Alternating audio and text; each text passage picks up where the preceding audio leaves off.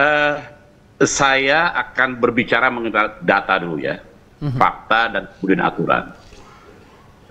Kita harus mensikapi secara arif dan bijak terkait dengan apa dan bagaimana Impres 1 2025. Nanti konten dan konteksnya dalam pelaksanaan anggaran pendapatan belanja daerah di Provinsi Sumatera Barat serta kabupaten kota. Bahwa kita sama-sama tahu bahwa kemarin telah terlaksana pemilihan kepala daerah dan kemudian juga akan dilakukan pelantikan. Pertanyaan kita yang sangat mendasar adalah bagaimana menjamin efektivitas pelaksanaan anggaran pendapatan belanja daerah yang vis-a-vis dalam hal ini pasti akan berkorelasi terhadap pertumbuhan ekonomi daerah. Saya melihatnya setengahnya agak bombastis gitu ya, membuat dinamika di daerah dan seterusnya menjadi seolah terjadi sesuatu yang merasa menjadi ketidakpastian. Kalau kita ikuti dengan seksama dari 306 triliun yang dilakukan penghematan, itu 256 itu di tingkat pusat kementerian lembaga, daerah hanya 50 triliun.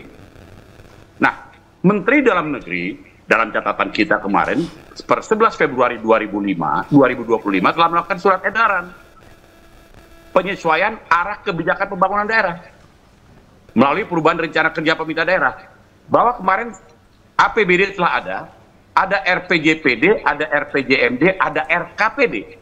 Nah, RKPD ini kemarin sudah ditetapkan dan niat dilakukan penyesuaian dengan belanja APBD dan seterusnya.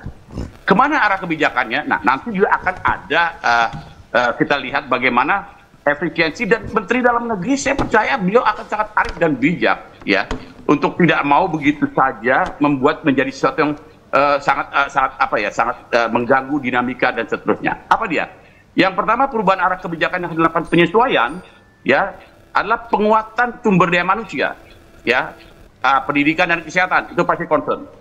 Kemudian arah perubahan kebijakan di RKPD-nya nanti adalah program makan bergizi gratis. Kemudian pencegahan stunting dan kemiskinan ekstrim, pengendalian inflasi di daerah, peningkatan pertumbuhan perekonomian daerah, dukungan swasembada pangan dan pengembangan industri kerajinan, dan memfasilitasi dalam mempromosikan dan memasukkan hasil industri kerajinan usaha mikro, kecil, dan menengah. Itulah arah dan kebijakan yang harus dilakukan penyesuaian dengan concern. Di tengah kemudian kepala daerah sudah terpilih, kemudian cita-citanya juga harus diakomodasi. Nah, bagaimana kepala daerah ini menjawab tantangan dalam hal dan manakala nanti mereka akan dilakukan pelantikan? Nah, tentunya harus disikapi secara dan bijak bagaimana berkomunikasi dengan DPD. Dan saya tidak terlalu melihat bahwa implikasi yang begitu besar, mungkin terlalu bombastis kalau dikatakan akan mengganggu pertumbuhan ekonomi. Dalam beberapa hal iya, tetapi yang pasti dalam catatan kami, ya, dalam catatan saya, kalau kita lihat nanti ke depan yang akan dilakukan efisiensi, ya, di mana di efisiensi yang dilakukan oleh daerah, ya, ini perkiraan saya ya dalam hal ini ya, bahwa yang akan dilakukan adalah bagaimana membatasi belanja kegiatan yang bersifat seremonial. Memang tidak bisa dibantah, pasti akan membawa implikasi dan dampak kepada dunia usaha, terutama masalah hotel dan restoran dan seterusnya. Karena banyak pelaksanaan anggaran dilaksanakan dengan pihak ketiga di hotel dan seterusnya. Kemudian kajian sudah pasti. Kemudian studi banding sudah pasti. Percetakan publikasi dan seminar fokus group discussion sudah pasti itu harus dilakukan efisiensi. Nah, yang terpenting dan ini sebetulnya sudah menjadi nafasnya, mengurangi belanja perjalanan dinas sebesar 50% untuk seluruh perangkat daerah. Ya, itu yang saya amati dan nanti kira-kira ke depan itu akan begitulah kebijakannya. Membatasi belanja honorarium melalui pembatasan jumlah tim dan besaran honorarium. Kemudian mengurangi belanja yang bersifat pendukung dan tidak memiliki output yang terukur, pasti. Karena teramat banyak juga di SKPD kita yang kemudian melakukan belanja-belanja yang kemudian ternyata tidak punya output dan impact kepada masyarakat, outcome-nya pada masyarakat, yang akhirnya itu harus dilakukan pemangkasan. Kita sepakat dan kita harus menghargai upaya ini. Kemudian bagaimana fokus alokasi belanja pada tahap target kinerja pelayanan publik serta tidak dilakukan berdasarkan pemerataan antar perangkat daerah atau berdasarkan alokasi anggaran pada tahun anggaran sebelumnya. Yang berikutnya adalah tentunya lebih selektif dalam memberikan hibah langsung, ya, baik dalam bentuk uang, barang, dan maupun jasa kepada kementerian atau lembaga. Ini tentunya bagian yang tidak terpisahkan bagaimana mengefektifkan belanja daerah, melakukan efisiensi belanja daerah dalam semangat itu tadi, dan kemudian melakukan penyesuaian belanja APBD tahun 2025 di tengah kepala daerah akan terpilih. Katakanlah pelantikan, ya kita dugakan ya kemarin Menteri Dalam Negeri menyampaikan sekitar 20 Februari ya. Nah, bagaimana kepala daerah mensikapinya? Nah, dilakukanlah dia komunikasi politik dengan DPRD, yang pasti dia melakukan pergeseran anggaran, ya. Dalam catatan saya, pasti belanja pegawai harus aman terlebih dahulu. Itu prinsip penyelenggaraan pemerintah daerah, dimanapun. Amankan belanja pegawai, kemudian jangan terjadi gejolak, dan seterusnya, dan seterusnya. Nah, baru berikutnya kemudian kepala daerah melakukan pergeseran. Setelah pergeseran ini dilakukan tetapkan dengan peraturan kepala daerah, kemudian ditampung dalam perubahan APBD, komunikasikan dengan DPRD-nya. Tidak perlu mendapatkan persetujuan, yang penting kemudian nanti ditampung di perubahan APBD.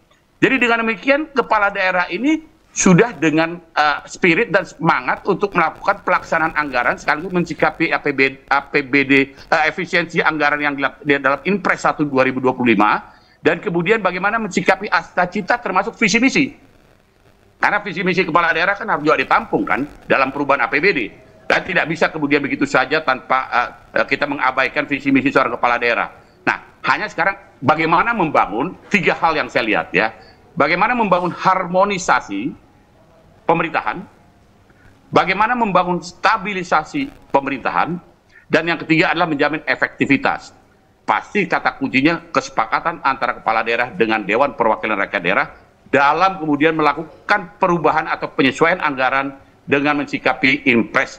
Dan itu sudah diatur nanti ya di dalam surat edaran Menteri Dalam Negeri itu, diperkirakan efektivitas proses komunikasi politik dan seterusnya itu setelah terlantik dan seterusnya diperkirakan sekitar Mei atau Juni dan seterusnya pelaksanaan APBD dapat dilaksanakan setelah melakukan perubahan. Meskipun sudah ada pasti belanja wajib harus sudah keluar, pemerintahan harus tetap berjalan, proses politik harus tetap dilakukan.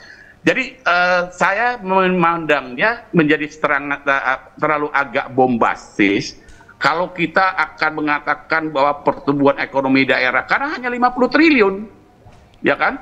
Kalaupun nanti akan dilakukan penyesuaian, yang lebih banyak dilakukan penyesuaian dan kemudian penghematan itu nanti DAK.